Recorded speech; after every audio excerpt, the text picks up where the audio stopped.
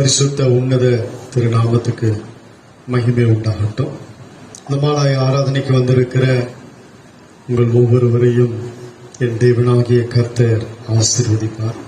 ஜெபத்தை குறித்து பல கோணங்களிலே நம்மோடு கர்த்தருடைய வார்த்தையால் தேவன் நமக்கு பெரிய ஆசீர்வாதத்தை கொடுத்தார், இடைப்பட்டு கொண்டிருக்கிறார். ஆனா இன்றைக்கு கொஞ்சம் வித்தியாசமான காரியங்களை ஜெபத்தில் பார்க்க போகிறோம். இது கொஞ்சம் நமக்கு ஏற்றுக்கொள்ள முடியாது. வசனத்தை கவனிங்க, பின்பு அது ஆசீர்வாதமா இருக்கும். புலம்பல், எரேமியா தீர்க்க தரிசனத்துக்கு அடுத்த புத்தகம் புலம்பல் 3வது அதிகாரத்திலே 8வது வசனத்தை நாம் வாசிப்போம். நான் சத்தமிட்டு கூப்பிட்டாலும் என் ஜெபத்துக்கு வழியை அடைத்து போட்டார். இந்த வசனம் தெரியுமா? நான் சத்தமிட்டு கூப்பிட்டாலும் ஜெபித்தாலும் என் ஜெபத்துக்கு வழியை அடைத்து போட்டார் கர்த்தர்.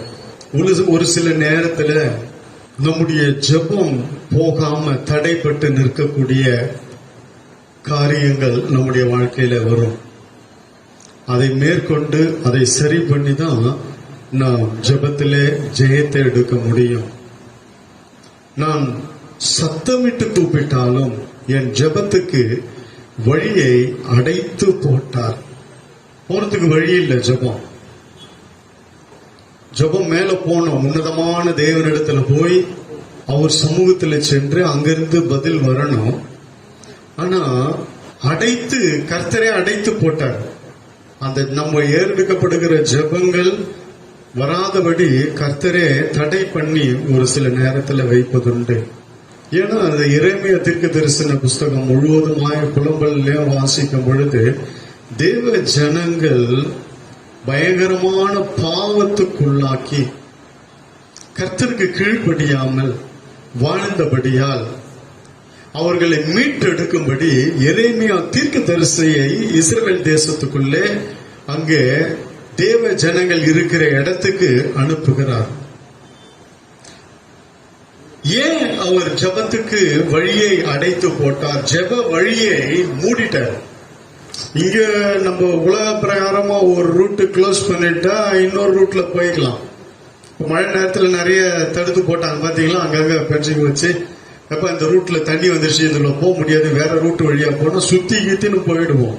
ஆனா ஜெபத்துக்கு ஒரே வழி. என்னோட சேர்ந்து ஆமேன்னு சொல்லுங்க. பல வழியெல்லாம் கிடையாது, ஒரே வழி. நேரா அவர்கிட்ட போனா அங்கிருந்து தான் பதில் வரணும். மேலதான் இருக்கு, மேலிருந்து வரணும் நம்மளுக்கு பதில். அல்லேலூயா.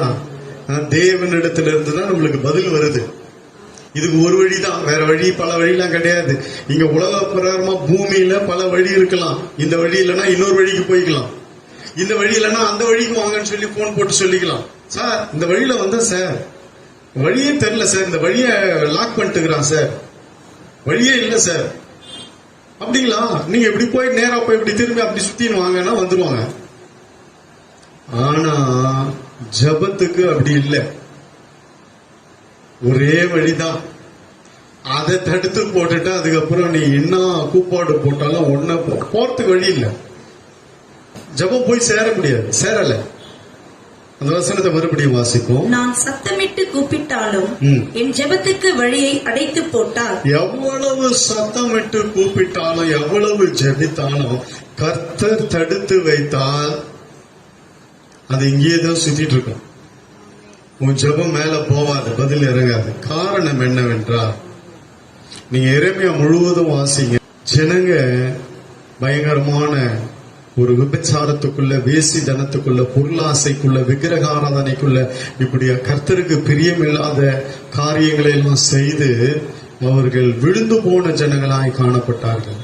அதனாலதான் இந்த மாதிரி இருக்கிறவங்க ஜெபம்லாம் மேல போக முடியாது, வழி அடைக்கப்பட்டிருக்கிறது. அது நிமித்தம் அதை மீட்கவும் எரேமியா தீர்க்கதரிசி அங்க அனுப்புகிறார்.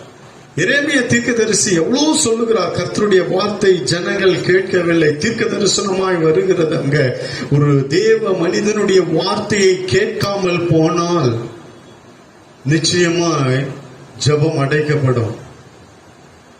இந்த சத்தியெல்லாம் எத்தனை பேருக்கு தெரியுதுன்னு தெரியல. ஒரு தீர்க்கதரிசியை கொண்டு கர்த்தர் பேசுகிறார் என்றால் ஜனங்கள் மனம் திரும்ப வேண்டும். மனம் திரும்பாத பட்சத்தில் அவர்களுடைய ஜெபங்களுக்கு அவர் தடுப்பை ஏற்படுத்துகிறார். ஜெபம் போவதற்கு ஒரே வழி, பதில் வர்றதுக்கு ஒரே வழிதான். பல வழியெல்லாம் கிடையாது, ஒரே வழிதான். அதனாலதான் அந்த தேசத்துக்கு எரேமியா என்னும் தீர்க்கதரிசியை எழுப்பி அங்கே ஜனங்களுக்குள்ள சொல்லுகிறார். தீர்க்க தரிசனமாய் பேசு என்று சொல்லி அவனை பேச வைக்கிறார். எவ்வளவு காரியங்கள் ஜனங்களுக்கு சொல்லுகிறார். ஆனா ராஜாவிலிருந்து கீழே இருக்கிற அடிமட்டத்தில் இருக்கிறவங்க வரைக்கும் அவனுடைய வார்த்தைக்கு செவி கொடுக்கவில்லை. ஜனங்கள் மனம் போன போக்கில் வாழ்ந்தார்கள். கர்த்தருடைய வார்த்தைக்கு விரோதமாய் செயல்பட ஆரம்பித்தார்கள். கர்த்தருக்கு விரோதமாய் அவங்க காரியங்கள் எல்லாம் அந்த இடத்துல இருந்தது. அதன் நிமித்தம் கண்டித்து உணர்த்தும்படி ஒரு தீர்க்கதரிசியை அங்கு அனுப்புகிறார்.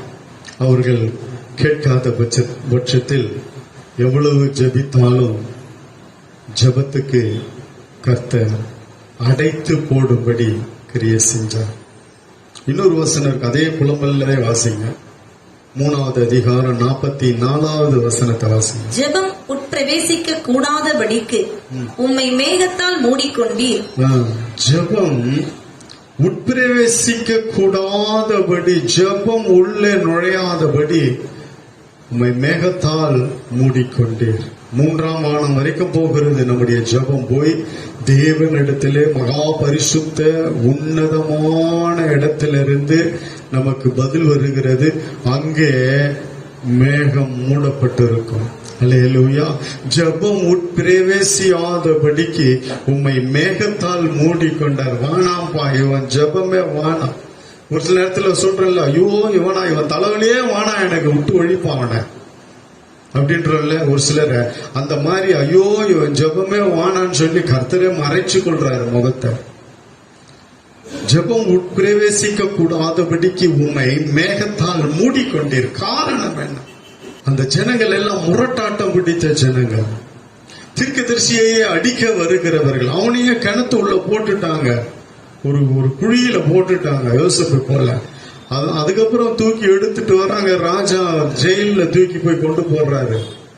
காவல் வைங்க இவனுக்குன்னு சொல்லி, இடுக்கத்தின் அப்பத்தை கொடுங்க இவனுக்குன்னு சொல்லி. இப்படி தீர்க்கதரிசிக்கு விரோதமாக, ஊழியக்காரனுக்கு விரோதமாகவே அந்த தேசம் முழுவதும் செயல்பட்டது.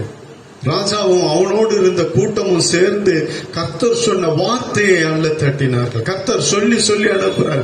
எரேமியா தீர்க்கதரிசி கிட்ட பேசி சொல்லி எச்சரித்து அவர்களுக்கு நீ சொல்லு என்று சொல்லி அனுப்பின பொழுது அவர்கள் செவி கொடுக்காமல் போனார்கள்.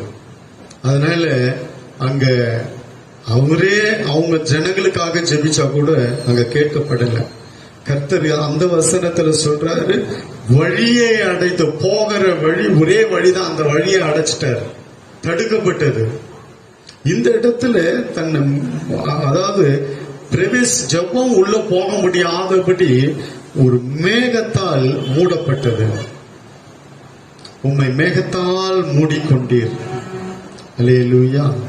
கர்த்தருடைய பரிசுத்த நாமத்துக்கு மகிமை உண்டாகும். அதே எரேமியா 7வது அதிகாரம் 16வது வசனத்தை நாம் வாசிப்போம். நீ இந்த ஜனத்துக்காக விண்ணப்பம் செய்ய வேண்டாம், அவர்களுக்காக மன்றாடவும் கெஞ்சவும் வேண்டாம், என்னிடத்தில் அவர்களுக்காக பரிந்து பேசவும் வேண்டாம், நான் உனக்கு செவி கொடுப்பதில்லை. என்னங்க,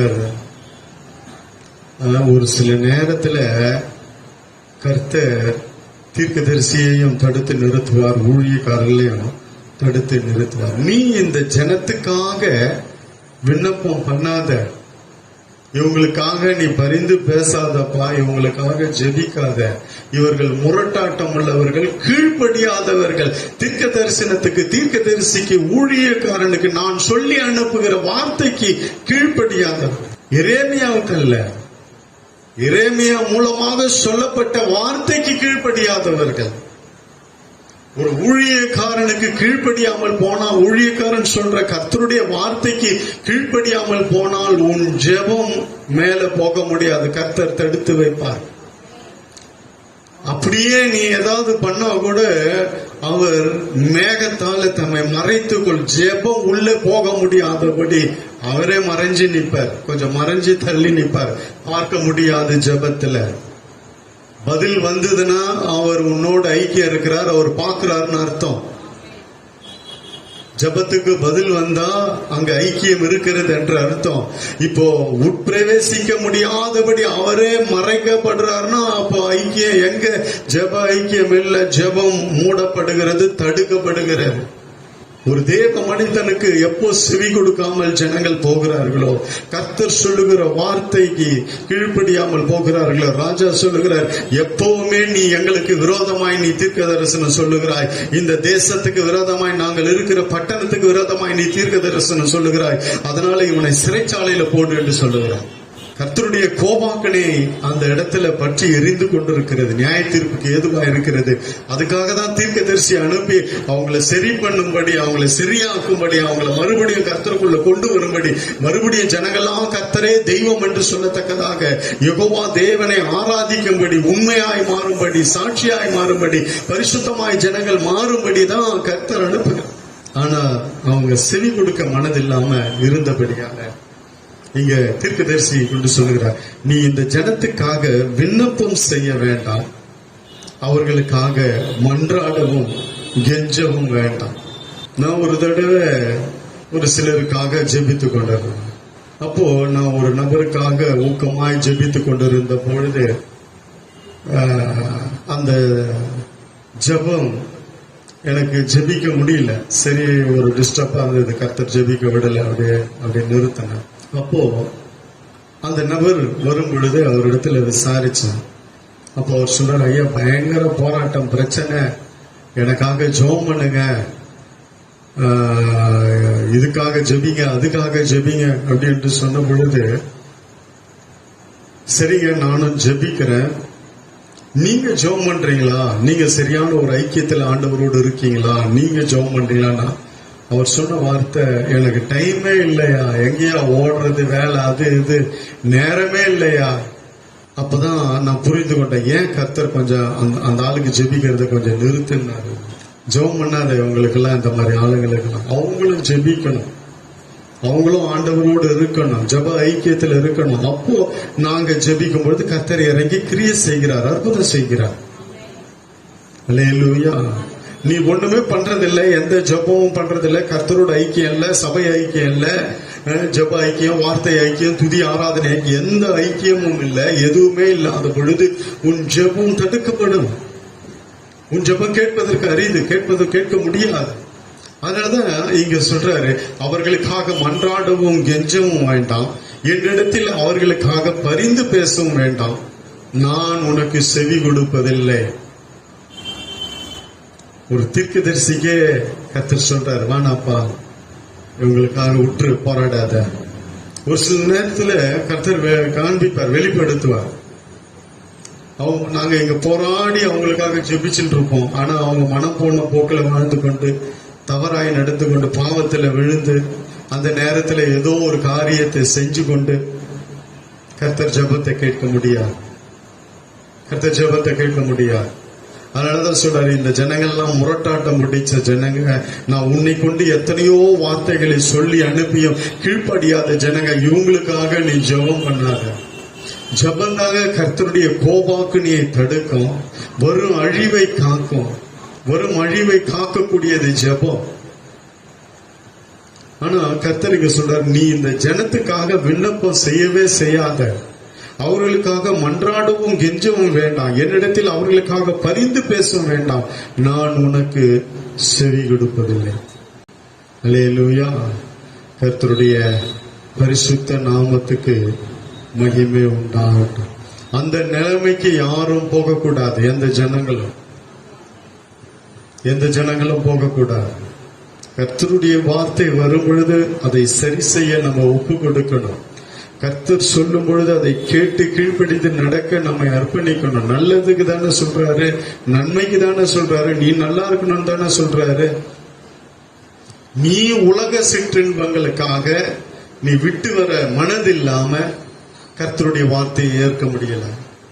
நீ பாவத்தை விட்டு வெளியே வராம அதிலேயே இருக்கணும்னு விரும்புகிறபடியால கர்த்தர் சொல்லுகிற வார்த்தையை ஏற்றுக்கொள்ள முடியல, சொன்ன மனுஷனையும் ஏற்றுக்கொள்ள முடியல. இன்னைக்கு உலகத்துல தான் நடக்குது. ஒரு சில ஊழியக்காரனை அவங்க பேச திட்ட காரணம் என்ன, அவங்களுக்கு விரோதமாய் செயல்பட காரணம் என்ன, அவங்க சொல்ற வார்த்தையை ஏற்றுக்கொள்ளக்கூடிய பக்குவம் இல்லை. ரெண்டாவது, ஏன் ஏற்றுக்கொள்ள முடியலன்னா, அவர் கடினமாய் கண்டித்து உணர்த்தும் பொழுது அதை ஏற்றுக்கொண்டு அதன்படி நடக்க அர்ப்பணிக்காதபடியால், நம்ம உலகத்துக்குள்ளேயே உலக சிற்றின்பக்குள்ளேயே இருந்தபடியால, பாவத்திலேயே விழுந்தபடியால அதை விட்டு வெளிவர மனதில்லாத நம்ம இந்த மாதிரி ஒரு சூழ்நிலைக்கு தள்ளப்படுகிறோம். ஜெபம் தடுக்கப்படுகிற ஆபத்து நேரத்தில் நம்ம கூப்பிடும் போது திரும்பி பார்க்க மாட்டார். நான் கூப்பிடும் போதெல்லாம் விட்ட வசனம் இருக்கு, நான் சொல்றேன். அடுத்த நான் கூப்பிடும் போதெல்லாம் விட்டுட்டு இப்ப நீ கூப்பிடும் போது நான் பாத்துருவேனா? நான் கூப்பிடும் போதெல்லாம் நீ செவி கொடுக்கல, அதே மாதிரி நீ கூப்பிடும் போது நான் செவி கொடுக்க மாட்டேன். அல்லேலூயா. கர்த்தருடைய பரிசுத்த நாமத்துக்கு மகிமை உண்டாகும். கர்த்தர் நல்லவர். ஆமென். அல்லேலூயா. வாசிங்க எரேமியா இன்னொரு வசனம் 11-14 வாசிங்க. ஆதலால் நீ இந்த ஜனத்துக்காக விண்ணப்பம் பண்ண வேண்டாம், அவர்களுக்காக மன்றாடவும் கெஞ்சவும் வேண்டாம். அவர்கள் தங்கள் ஆபத்தின் நிமித்தம் என்னை நோக்கி கூப்பிடும் காலத்திலே நான் அவர்களை கேளாதிருப்பேன். கவனிச்சுங்களா? நீ இந்த ஜனத்துக்காக விண்ணப்பம் பண்ண வேண்டாம், அவர்களுக்காக மன்றாடவும் கெஞ்ச வேண்டாம். அவர்கள் தங்கள் ஆபத்தின் நிமித்தம் என்னை நோக்கி கூப்பிடும் காலத்திலே நான் அவர்களை கேளாதிருப்பேன். கர்த்தர் கேட்க முடியாது. அதேதான் சகரியா 7:13 வாசிங்க. ஆதலால் நான் கூப்பிட்ட போது அவர்கள் எப்படி கேளாமற் போனார்களோ அப்படியே அவர்கள் கூப்பிட்ட போது நானும் கேளாமல் இருந்தேன் என்று சேனைகளின் கர்த்தர் சொல்லுகிறார். ஆமென். சேனைகளின் கர்த்தரே பேசுறாரு. ஒரு சில நேரத்துல ஜெபம் கேட்கப்படல. ஏன்னு கொஞ்சம் ஆராய்ஞ்சு பாருங்க. எந்த இடத்துல ஓட்டை இருக்குன்னு பாருங்க. அந்த ஓட்டையை சரி செய்யதான் இன்னைக்கு கர்த்தருடைய வார்த்தை. அடைக்கக்கூடியது, தடுக்கக்கூடியது, ஆமென், பாதுகாக்கக்கூடியது.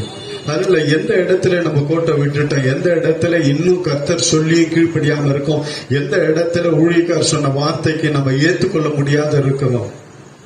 அல்லேலூயா. அப்போ அதை பார்க்கும் பொழுது கர்த்தர் பாருங்க, நான் எவ்வளோ சொன்ன கேட்கல, என் சத்தத்துக்கு நீ செவி கொடுக்கல, அப்ப நீ கூப்பிடும் போது நான் எப்படி செவி கொடுக்க முடியும்? என்னால முடியாது. கர்த்தர் பதில் தர முடியாது. இன்னொரு வசனம் இருக்கு, ஏசாயா 1வது அதிகாரம், எல்லாரும் திருப்பிக் கொள்ளுங்க. 15வது. நீங்கள் உங்கள் கைகளை விரித்தாலும் என் கண்களை உங்களை விட்டு மறைக்கிறேன். நீங்கள் மிகுதியாய் ஜெபம் பண்ணினாலும் கேளேன். உங்கள் கைகள் ரத்தத்தினால் நிறைந்திருக்கிறது என்று சொல்றார். உங்களை கழுவி சுத்திகரியுங்கள் அடுத்த வசனத்துல சொல்லப்பட்டிருக்கிறது. அப்ப ஜெபம் கேட்கப்படும். நீங்கள் மிகுதியாய் ஜெபம் பண்ணினாலும் கேளேன். அப்ப எவ்வளவு ஜெபம் பண்ணாலும் ஒரு சில நேரத்துல கேட்கறது இல்ல. காரணம் என்னவென்றால் நமக்குள்ள இருக்கிற காரியங்கள் அதை தடுக்கிறது, அவர் கேளாதபடி தடுக்கிறது. அதனாலதான் நம்ம வாரத்துக்கு ஒரு நாள் எதற்கு கூடுறோம்னா, இதுக்குதான் நம்ம சரி பண்ணிக்கொள்ள, நம்மை நாமே பார்த்து கொள்ள, கண்ணாடி போல இருக்கிற இந்த இடத்துல நம்மை பார்த்து கொண்டு சரி செய்யதான் வாரத்துல ஒரு நாள் வர்றது. காலை ஆராதனை, மாலை ஆராதனை எதற்கு? வார்த்தை நம்மை சுத்திகரிக்கும், வார்த்தை நம்மை பரிசுத்தப்படுத்தும், வார்த்தை நம்மை ஆசீர்வதிக்கும். இதே வார்த்தை தான் நம்மளை பரலோகத்துக்கு கொண்டு போகும். அல்லேலூயா. கர்த்தருடைய பரிசுத்த நாமத்துக்கு மகிமை உண்டாகட்டும். இந்த இடத்துல சொல்றாரு, நீங்கள் மிகுதியாய் ஜெபம் பண்ணினாலும் அதை நான் கேளேன். ஏன் கேட்க மாட்டாரு? ஏன் ஜெபத்துக்கு பதில் வரல என்று ஆராய்ந்து பார்த்தா எங்கேயோ ஒரு இடத்துல நம்ம தவறி இருப்போம், ஏதோ ஒரு இடத்துல. ஏன்னா இப்போ அதை குறிச்சு தீர்க்கதரிசி பேசுறாரு. ஏசாயா தீர்க்கதரிசியும் இதைதான் பேசுறாரு. ஏசாயெல்லாம் வாசிச்சீங்கன்னா தெரியும், ஜனங்க நிறைய காரியங்களில தவறும் பொழுது தீர்க்கதரிசி தம்முடைய தீர்க்கதரிசியை அனுப்பி பேசுகிறார். ஒரு சில நேரத்துல தீர்க்கதரிசியே தடை பண்றாரு. எப்பா நீ ஜெபம் பண்ணாத, விட்டுடு, இவங்க மனம் மாறட்டும், இவங்க மாறி வரட்டும், அப்ப நீ இவங்களுக்காக ஜெபம் பண்ணு, அது வரைக்கும் நீ ஜெபம் பண்ணாத, நீ பண்ணா வேஸ்ட், நான் கேட்க மாட்டேன், உன் நேரம் தான் வீணு பண்ற. அது மாதிரி வசனம் இருக்குல்ல, வசனம் இருக்க. இன்னைக்கு நம்ம எதை விடப்படியாம எவ்வளவு ஆழமான சத்தியங்கள் வந்தோம். நமக்கு கர்த்தருடைய வார்த்தை வந்து அந்த பலிபீடத்திலிருந்து வந்தோம். கர்த்தரை பிரசங்கம் பண்ணுகிற, கர்த்தருடைய வார்த்தையை சொல்லுகிற ஒவ்வொருவரும் தீர்க்கதரிசி என்று வேதம் சொல்லுகிறது. கர்த்தருடைய வசனத்தை பேசுகிறவர்கள். அப்போ இங்க இருந்து நாங்க சொல்ற வார்த்தையை நீ இன்னும் கேட்காம அதுக்கு ஒப்பு கொடுக்காம இருப்பாய் என்றால் கொஞ்சம் தடுத்து வைப்பாரு. உன் ஜெபத்தையும் தடுப்பாரு, என்னையும் தடுப்பாரு. அப்பா இருப்பா, கொஞ்சம் இரு, வெயிட் பண்ண, அது மாறி வரட்டும். இன்னும் மாறக்கூடிய காரியங்கள் என்ன, கர்த்தருக்கு பிரியமில்லாத காரியங்கள் என்ன, கொஞ்சம் ஆராய்ஞ்சுப்பார். எவ்வளவு காரியங்கள் நம்முடைய வாழ்க்கையில வருது. நான் கூட நிறைய தடவை ஆண்டவர் சமூகத்துல கேட்பேன், ஆண்டவரே கர்த்தாவே நான் ஏதாவது தவறிருந்தா மன்னியும் மறுபடியும் அதுக்குள்ள நான் போயிடக்கூடாது, எனக்கு வெளிப்படுத்துங்க, எனக்கு அந்த கிருபையை கொடுங்க, ஞானத்தை கொடுங்க, நான் அதன்படி செயல்பட என்னை ஒப்பு கொடுக்கிறேயா. அல்லேலூயா. சின்ன சின்ன காரியம் எல்லாம் எவ்வளவு காரியம் நம்மளால விட முடியாம இருக்கு இன்னும் கூட இல்ல.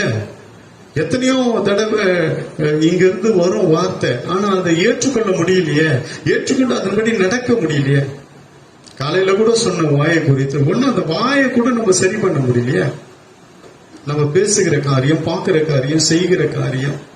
காலையில கூட நான் சொன்ன ஆராதனை 3 அறிக்கையில எத்தனையோ பேர் இன்னும் வந்து நம்ம சபையில இருக்கீங்களான்னு தெரியல, ஆனா நான் சொன்னேன், எத்தனையோ பேர் இன்னும் நாடகம் பாக்குறவங்க, சீரியல் பாக்குறவங்க, சினிமா பாக்குறவங்க, சினிமா பாட்டை கேட்கறவங்க, சினிமா பாட்டை வச்சிருக்கிறவங்க, அதெல்லாம் பிரயோஜனமே இல்லை.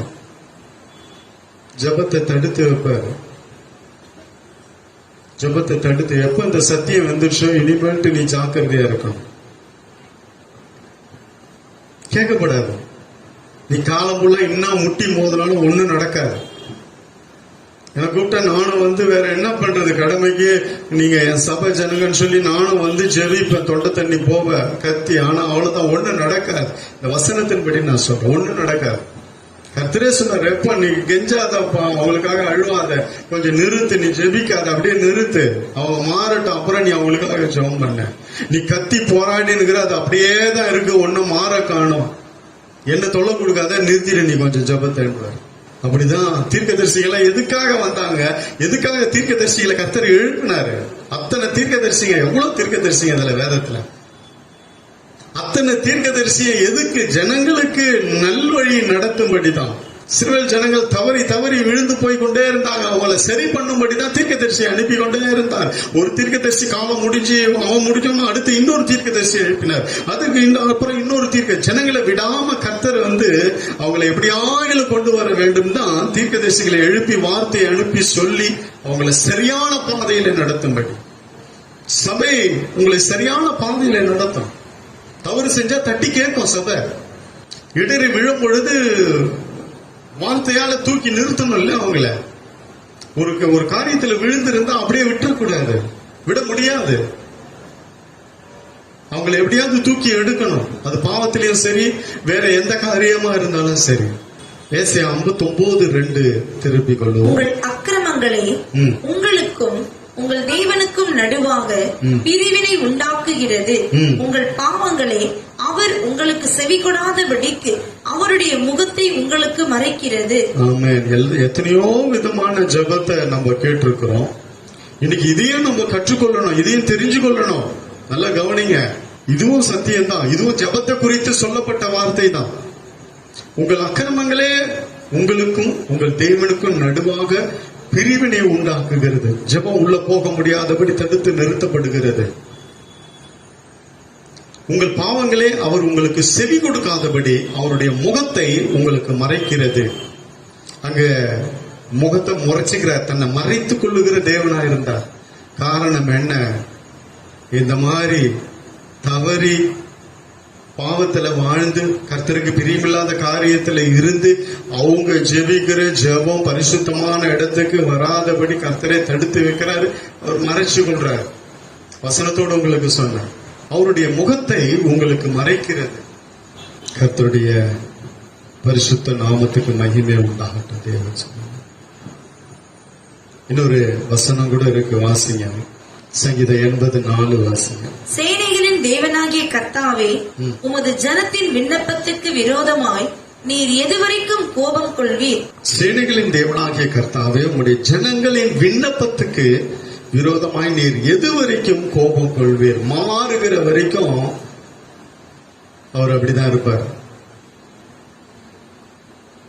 உமது ஜனத்தின் விண்ணப்பத்துக்கு விரோதமாய் நீர் எதுவரைக்கும் கோபமாய் இருப்பீர்? கர்த்தருடைய கோபம். விண்ணப்பத்துக்கு செவி கொடுக்காதபடி கர்த்தர் தன்னை விலக்கிக் கொள்ளுவார். காரணம் என்னவென்றால், நமக்குள்ள இருக்கிற காரியங்கள். நான் அடிக்கடி தேவ சமூகத்துல, ஆண்டவரே, என் வாழ்க்கையில உங்களுக்கு பிரியமில்லாத காரியம் வரக்கூடாது, அப்படியே வந்தாலும் அதை நீக்கி போடுங்க, என்னை பரிசுத்தப்படுத்துங்க, நான் அடிக்கடி ஜெபிக்கணும், உங்களுடைய சமூகத்தை விட்டு போயிடக்கூடாது, நான் எப்பவும் ஜெபிக்கிறவனா, உமக்கு முன்பாய் நிற்கிறவனா. எலியா சொல்ற பாருங்க, தைரியமா கர்த்தருக்கு முன்பாய் நிற்கிற நான் அப்படின்னா நான் ஜெபிக்கிற மனுஷன், ஜெபிக்கிற ஒரு தேவ மனுஷன், கர்த்தருக்கு முன்பாய் நின்று ஜெபிக்கிற மனுஷன். அதனாலதான் சொன்ன உடனே வானம் அப்படியே மூடிச்சு, மழை வராதபடி. திருப்பி அதே அவன் பேசுறான், திருப்பி வானம் திறக்கப்பட்டு மழை பொழியுது. திருப்பி ஜெபிக்கிறோம், கர்த்தரிடத்துல இருந்து அக்கினி புறப்பட்டு வருகிறது. எல்லாம் என்ன? கர்த்தருக்கு முன்பாய் நிற்கிற மனுஷன், ஜெபிக்கிற மனுஷன். இந்த தொடர்பு எப்போ அறுபடுனா, கர்த்தருக்கு பிரியமில்லாத காரியம் எப்போ ஒரு நபருக்குள்ள வருதோ அத்தனை தொடர்பும் அங்க அறுக்கப்படும், தடுக்கப்படுகிறது. அற்புத அடையாளம் எதுல எப்படி நடக்குது? ஜெபத்துல, கர்த்தருடைய வல்லமையில. இன்றைக்கு நம்ம கொஞ்சம் ஆராய்ச்சி பார்ப்போம். ஒரு சில ஜெபத்துக்கு எவ்வளவு முட்டி மோதி எத்தனையோ வருஷமா ஜெபம் பண்றோம், ஒண்ணும் நடக்கல. நிறைய பேருக்கு அந்த மாதிரி இருக்கு, எனக்கு தெரியும். இன்னைக்கு கொஞ்சம் ஆராய்ச்சி பாருங்க. ஒரு ஜெபத்துக்கு கூட பதில் வராம இருக்கக்கூடாதுங்க. ஏன் வரல? இன்னும் ஏன் தடுக்கப்பட்டிருக்கிறது? ஏன் அடைக்கப்பட்டிருக்கிறது? ஏன் மூடப்பட்டிருக்கிறது? ஒரே ஒரு வழிதான், பல வழியெல்லாம் கிடையாது இதுக்கு. இந்த வழிதான். ஏன் இது மூடப்பட்டிருக்கு? ஏன் இதுக்கு எனக்கு பதில் வரல? ஏன் இது கிடைக்கல, முடியல, நடக்கல? இன்னைக்கு கொஞ்சம் அப்படியே நம்ம யோசிச்சு பார்க்கணும், கொஞ்சம் திங்க் பண்ணி பார்க்கணும். எந்த காரியம்? அன்னைக்கு எரேமியா தீர்க்கதரிசி அனுப்பி, ஏசாயாவை அனுப்பி, எசேக்கியேல் அனுப்பி, இப்படி பல பேர் அனுப்பி சொன்னது போல இன்றைக்கு கர்த்தர் இன்னைக்கு எனக்குள்ள கொடுத்த வார்த்தையை உங்களுக்கு இன்னைக்கு சொல்லுகிறேன். இன்னைக்கு இதுவும் ஒரு தீர்க்க தரிசனமா வருகிற வார்த்தை, தீர்க்கதரிசி மூலமாய் சொல்லப்படுகிற வார்த்தை. இன்னைக்கு கேட்டு மனம் பொருந்தி சீர்பொருத்தினா, மனம் திரும்பி சீர்பொருத்தினா, கர்த்தர் இன்னைக்கு அந்த ஜபத்துக்கு தடை உடைப்பார். தடை நீங்க கிளியர் பண்ணுப்பா, எல்லாம் கிரியேட் பண்ணு. இந்த ஜபம் வரட்டும் என்கிட்ட, நான் பதில் தரணும். என் மகளுக்கு மகனுக்கு அவங்க சரியாயிட்டாங்க, அதனால அப்படியே தள்ளு அப்படின்னு. ஆனா சீர்பொருந்தாத வரைக்கும் ஒண்ணுமே நடக்காது, பதில் வராது.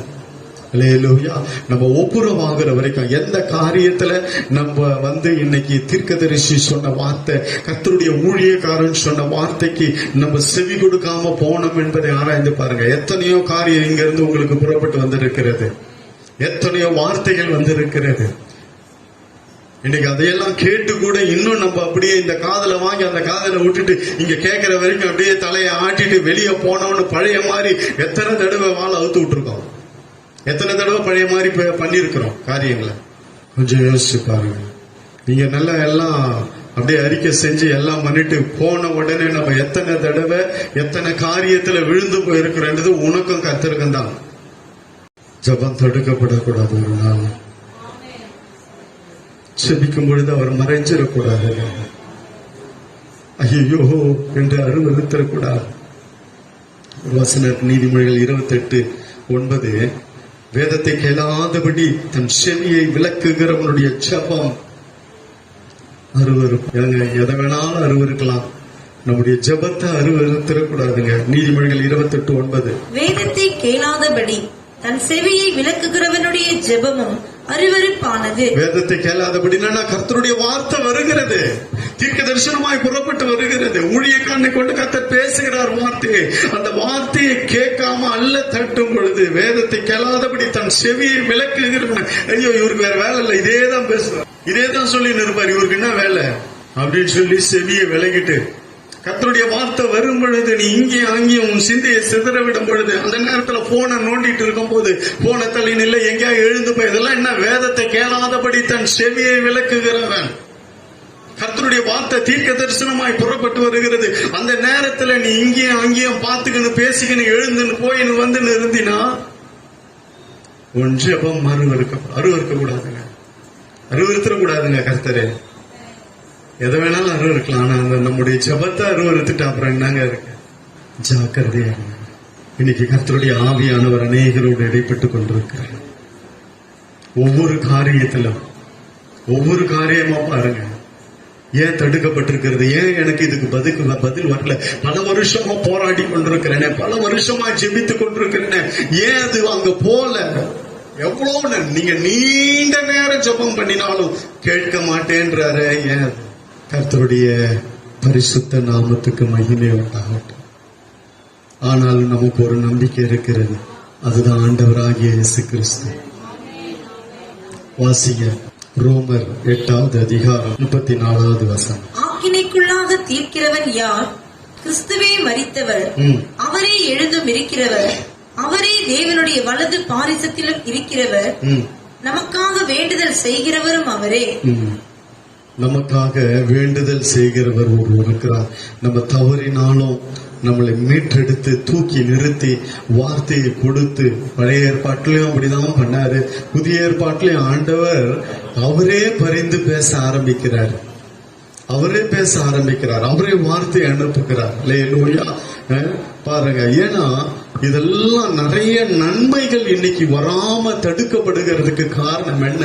ஆசீர்வாதங்கள் வர தடுக்கப்பட நம்ம எவ்வளவு ஜெபிக்கிறோம், ஆண்டவரை இதை தாரும் அதை தாரும் கேளுங்கள் கொடுக்கப்படும் தானே சொல்றாரு. ஏன் வரல? ஏன் நடக்கல? ஏன் முடியல? ஒரு சில நேரத்துல நம்ம யோசிக்கும் போது நன்மையெல்லாம் கூட தடுக்கப்படுகிறது. இதனால ஒரு வசனம் வாசிங்க, எரேமியா 14வது அதிகாரத்தை 11 வாசிங்க. கர்த்தர் என்னை நோக்கி, நீ இந்த ஜனத்திற்கு நன்மை உண்டாக விண்ணப்பம் பண்ண வேண்டாம். அவர் சொல்றாரு நன்மை உண்டாக. மறுபடியும் வாசிங்க அந்த 11.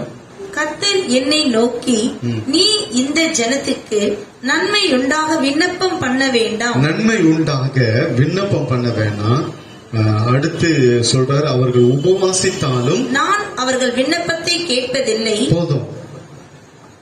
உபவாசம் போட்டு ஜெபம் பண்ணாலும் ஒண்ணு நடக்கலையே. ஒரு சில நேரத்துல முட்டி மோதுறோமே இல்ல, உபவாசம் போட்டு ஜெபம் பண்றோம், அப்போ கூட நடக்கல. காரணம் என்ன? ஏதோ ஒரு காரியம் உனக்குள்ள இருந்து கொண்டிருக்கிறது. அது எதுன்னு இன்னைக்கு ஆராய்ச்சி பார்த்து ஒப்பு கொடுத்து அதை தூக்கி எறிங்க. இன்னைக்கே கர்த்தர் தடைகளை உடைப்பார், உன் தலையை உயர்த்துவார், உன்னை ஆசீர்வதிப்பார், உன் ஜெபங்கள் எல்லாம் கேட்கப்படும். அல்லேலூயா. கர்த்தருடைய பரிசுத்த நாமத்துக்கு மகிமை உண்டாகட்டும். வந்திருக்கலாம் ஏதோ ஒரு காரியம், ஆனா மன்னிக்கிற தேவன், ஏற்றுக்கொள்ளுகிற தேவன், ஜெபத்தை கேட்கிற தேவன் நம்மோடு இருக்கிறார். அல்லேலூயா. கர்த்தருடைய பரிசுத்த நாமத்துக்கு மகிமை உண்டாகட்டும். இப்ப போங்க ரோமர் 8:34 வாசிங்க. ஆக்கினைக்குள்ளாக தீர்க்கிறவன் யார்? கிறிஸ்துவே மரித்தவர், அவரே எழுந்தும் இருக்கிறவர், அவரே தேவனுடைய வலது பாரிசத்திலும் இருக்கிறவர், நமக்காக வேண்டுதல் செய்கிறவரும் அவரே. ஆமென். ஆக்கினைக்குள்ளாக தீர்க்கிறவன் யார்? கிறிஸ்துவ நமக்காக மரித்திருக்கிறார், நம்முடைய பாவங்களுக்காக மரித்திருக்கிறார்.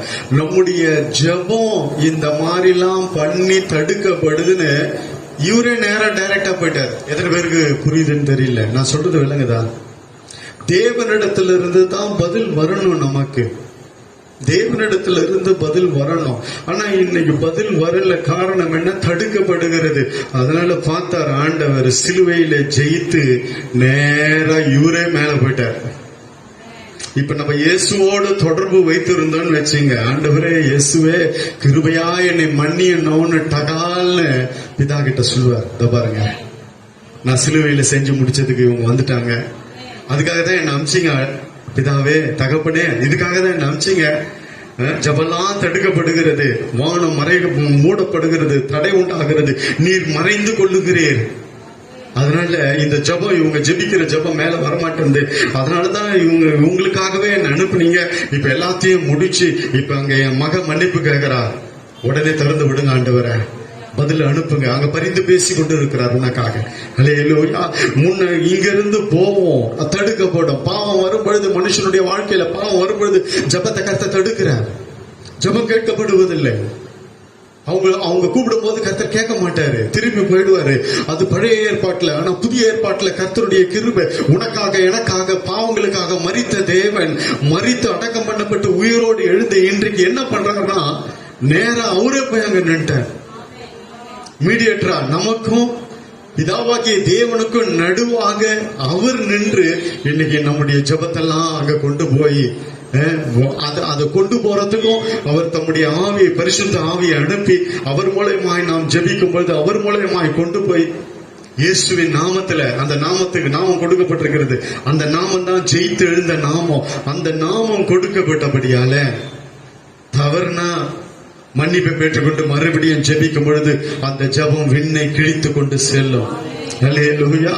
அதுல எந்த தடையும் ஏற்படாது. ஏனென்றால் நேரடியாய் இயேசு இதுல தொடர்பு உள்ளவராய் இருக்கிறபடியால், இயேசு கிறிஸ்து இதுல தொடர்ந்து நமக்கு உதவி செய்கிறபடியால், உனக்கும் எனக்கும் அவரே பாலமாய் இருக்கிறபடியால் ஜெபங்கள் கேட்கப்படுகிறது, பதில் வருகிறது. அல்லேலூயா. இன்னொரு வசனம் இருக்கு, வாசிங்க. 1 யோவான் 2வது அதிகாரத்தை நாம் திருப்பிக் கொள்ளுவோம். முதல் வசனமும் 2வது வசனத்தையும் நாம் வாசிக்க. என் பிள்ளைகளே, நீங்கள் பாவம் செய்யாதபடிக்கு இவைகளை உங்களுக்கு எழுதுகிறேன். ஒருவன் பாவம் செய்வானானால் நீதிபரராயிருக்கிற இயேசு கிறிஸ்து நமக்காக பிதாவினிடத்தில் பரிந்து பேசுகிறவராயிருக்கிறார். நம்முடைய பாவங்களை நிவர்த்தி செய்கிற கிருபாதார பலி அவரே.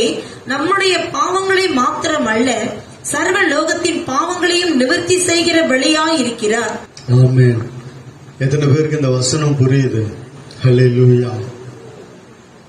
என் பிள்ளைகளே, நீங்கள் பாவம் செய்யாதபடிக்கு இவைகளை உங்களுக்கு எழுதுகிறேன். பாவம் செய்யக்கூடாது. அப்படி ஒருவன் பாவம் செய்வானால், தவறி போயிட்டாங்க, இப்ப அவங்களை அப்படியே விட்டுற முடியாது. அப்படியே விட்டுற முடியாது. அவங்களுக்கு ஒரு மன்னிப்பை கொடுத்து மீட்டு மறுபடியும் அவங்களை தூக்கி நிறுத்தணும். அதுக்கு தான் இயேசு வந்தார். நம்ம ஜெபம்லாம் அப்படியே தடுத்து நிறுத்தப்படுகிறது. அதை தடுக்காதபடி, அதை விலக்கும்படி தான் இயேசு வந்தார். அல்லேலூயா. பாருங்க, நீதிபரராய் இருக்கிற இயேசு கிறிஸ்து நமக்காக பிதாவிடத்தில் பரிந்து பேசுகிறவராய் இருக்கிறார். இந்த ஒரு தடவை விட்டுருங்க, மன்னிச்சு விட்டுருங்க, மன்னிப்பு கொடுங்க ஆண்டவரே. அவங்க ஜெபிக்கிறாங்க, கதறாங்க, முடியல அவங்களால. இந்த ஜெபத்தை கேட்டு பதில் அனுப்புங்க. பிதாவாகிய தேவனிடத்துல இருந்து தான் பதில் இறங்குகிறது. அங்க மீடியேட்டரா நின்று நமக்காக ஜெபிக்கிறார், நமக்காக பரிந்து பேசுகிறார். அல்லேலூயா. கர்த்தருடைய பரிசுத்த நாமத்துக்கு மகிமை உண்டாகட்டும். பழைய ஏற்பாட்டுல அப்படியே விடப்பட்டது, ஆனா புதிய ஏற்பாட்டுல விடல. அல்லேலூயா. அந்த தடுப்பெல்லாம் கர்த்தர் உடைச்சார், கல்வாரி சிலுவையில உடைச்சிட்டார். ஆமென். நேரடி தொடர்பை ஏற்படுத்தும்படி. அல்லேலூயா. நீ தவறினாலும் பரவாயில்ல, மறுபடியும் வா, மன்னிப்பை பெற்றுக்கொண்டு. ஆனா அதாவது நான் சொல்றதை தப்பா விளங்கி கொள்ள கூடாது. மறுபடியும் தவறு செஞ்சுட்டு போய் நின்னா ஒண்ணும் நடக்காது. ஏன்னா அவர் இந்த சத்தியத்தை தெரிஞ்சு கொள்ளுங்க. ஒரே தரம் தம் ரத்தத்தை சிந்து சிலுவையில ஜீவனை கொடுத்து எழுந்தார். பல தடவை இல்ல, ஒரே தடவை பலி செலுத்தப்பட்டு. அதே போலதான் பாவம் கூட. ஒரு தடவை பாவம் செஞ்சா மறுபடியும் பாவம் வரக்கூடாது. மன்னிப்பை பெற்றுக்கொண்டு மறுபடியும் நாம் சரியான பாதையில போக வேண்டும். மறுபடியும் ஒரு பலியாவல, ஒரு தடவை தான் பலியானார் பாவத்துக்கு. ஒரே தடவை தான் பலியானார், பல தடவை இல்ல. பழைய ஏற்பாட்டுல பல தடவை பலி செலுத்துவாங்க பாவத்துக்கு. முதல் தடவை செய்வான், பாவம் சரியாயினும் போயிடுவான், திருப்பி பாவம் செய்வான், திருப்பி ஒரு பலியை புடிச்சுட்டு வந்து பலி செலுத்துவான். பல தடவை பலி செலுத்தி கொண்டே இருப்பான். ஆனா இயேசு ஒரே தரம் நமக்காக பலியானார். இதெல்லாம் விளங்கி கொள்ளணும் நீங்க சத்தியத்தை. தொடர்ந்து பல தடவை பாவம் செஞ்சுனே தான் அவர் பல தடவையா பலியா இருக்காரு. ஒரு தடவை தான். அப்ப நீ அந்த ஒரு தடவை தவறிட்ட அப்படின்னா பரவாயில்ல, வா பண்றாரு, சேர்த்து கொண்டாரு, மன்னிப்பை பெற்றுக்கொள்ளு. நீ திருப்பி மனம் பொருந்தி சீர் பொருந்தி. ஒரு விபச்சார ஸ்திரிய கையோடு பூச்சி கொண்டு வராங்க. ஏன்னா அந்த நாட்கள்ல உடனே கல்லெறிஞ்சு கொல்லப்படணும், உடனே சாவடிச்சிடுவாங்க. கல்லெறிஞ்சு கையும் களவுமா பூச்சி கொண்டு வராங்க. அவர் சொன்ன ஒரு வார்த்தை, நான் உன்னை நியாயத்திருக்க மாட்டேன், நீ போகலாம், ஆனா இனி பாவம் செய்ய. அதான் கிருபை, அதான் கிருபை. அல்லேலூயா. இனிமேல் பாவம் செய்யாத. அதே போல இன்னைக்கு ஆராய்ஞ்சு பாருங்க, என்னென்ன காரியம் அவர் மன்னிப்பை தர கிருபை உள்ள தெய்வமா இருக்கிறார். இன்னைக்கு கேளுங்க, ஆண்டவரே இனி அது என் வாழ்க்கையில வரவே கூடாது ஆண்டவரே, என்னை ஒப்பு கொடுக்கிறேன், நீர் என்னை நடத்தும் என்று சொல்லி அர்ப்பணித்து இனி அதுல நான் தலையிட மாட்டேன், இனி அதுல செய்ய மாட்டேன். இன்னைக்கு வார்த்தை வந்திருக்கு, என் ஜபத்துக்கு தடுப்பு ஏறக்கூடாது, தடுக்க கூடாது, என் ஜபம் கேட்கப்படணும். நீங்க நிக்கிறீங்க அங்க, நம்மளுக்காக அவர் நிக்கிறாரு. அவரை வெட்கப்படுத்திடக்கூடாது. நமக்காக பிதாவாகிய தேவனிடத்தில் அவர் பரிந்து பேசிக் கொண்டிருக்கிறார், உனக்காக எனக்காக. அப்போ கவனிங்க, இன்னைக்கு ஆராய்ந்து, ஏன்னா பழைய ஏற்பாட்டுல எல்லாம் வாசிச்சோம், எத்தனை வசனம் உங்களுக்கு சொன்னேன். ஏன் தடுக்கப்படுகிறது, ஏன் நம்ம கூப்பிடும் போது திரும்பி பார்க்கல, அவருக்கு காதை அடைச்சு கொள்றாரு, அருவருக்கிறாரு. காரணம் என்ன? எல்லாம் அந்த வார்த்தை தான். தீர்க்க தரிசனமாய் வார்த்தை புறப்பட்டு வரும் பொழுது அதை ஏற்றுக்கொள்ளுங்க. அதை ஏற்றுக்கொள்ளும் பொழுது, அதற்கு நம்மை அர்ப்பணிக்கும் பொழுது, ஆண்டவரே வருகிற ஒவ்வொரு வார்த்தையும் எனக்கு தான்ப்பா, என்னை ஒப்பு கொடுக்கிற ஆண்டவரே, என்னை ஒப்பு கொடுக்கிற இந்த வார்த்தையின்படி என்னை நடத்துங்க, என்னை அர்ப்பணிக்கிறேன் என்று சொல்லி உங்களை ஒப்பு கொடுப்பீர்கள் என்றால் ஆவியானவர் உங்களை நடத்த ஆரம்பிப்பார். உங்க ஜெபத்துக்கு ஒரு ஜெபத்துக்கு கூட பதில் வராம இருக்காது, எல்லா ஜெபத்துக்கும் பதில் வரும். ஆமென், அல்லேலூயா. கண்களை மூடி நாம் ஜெபிப்போம். அன்பின் பரலோக பிதாவே, இயேசு கிறிஸ்துவின் நாமத்தில் உங்களுடைய பரிசுத்த சமூகத்தில் வருகிறோம். ஆண்டவரே, ஒரு நாளும் எங்கள் ஜெபத்துக்கு நேர் மறைக்க கூடாது ஆண்டவரே, மறைந்து இருக்கக்கூடாது. கர்த்தரே தடை பண்ணினார் என்று வாசிக்கிறோம். அந்த மாதிரிலாம் எங்க வாழ்க்கையில வரக்கூடாது. எங்கள் ஜெபங்கள் அருவருக்கப்படக்கூடாது. கர்த்தாவே, எங்கள் ஜெபம்லாம் நீர் கேட்டு பதிலை தருகிற தேவனாய் எங்களுக்கு எப்பொழுதும் வேணும் ஐயா. எங்களுக்காக பரிந்து பேசுகிற தேவனாய் இருக்கிறீர் ஆண்டவரே. இன்றைக்கு எங்களை ஒப்பு கொடுக்கிறோம் கர்த்தாவே, எங்களை அர்ப்பணிக்கிறோம் ஆண்டவரே. ஏற்பாட்டுல பல தீர்க்க தரிசிகளை அனுப்பி ஆண்டவரே அவர்கள் கீழ்ப்படியாமல் போனார்கள். ஆனா இன்றைக்கு ஒரே தீர்க்க தரிசி, மகா பெரிய தீர்க்க தரிசி, பெரிய தீர்க்க தரிசி எங்கள் மத்தியில இருக்கிறீர் ஆண்டவரே. கர்த்தாவே, நீர் சொல்லுகிற வார்த்தைக்கு அப்படியே எங்களை அர்ப்பணிக்கிறோம். கர்த்தர் எங்கள் ஜெபங்களுக்கெல்லாம் பதிலை கொடுப்பீராக, ஆசீர்வதிப்பீராக. இயேசுவின் மூலம் பிதாவே.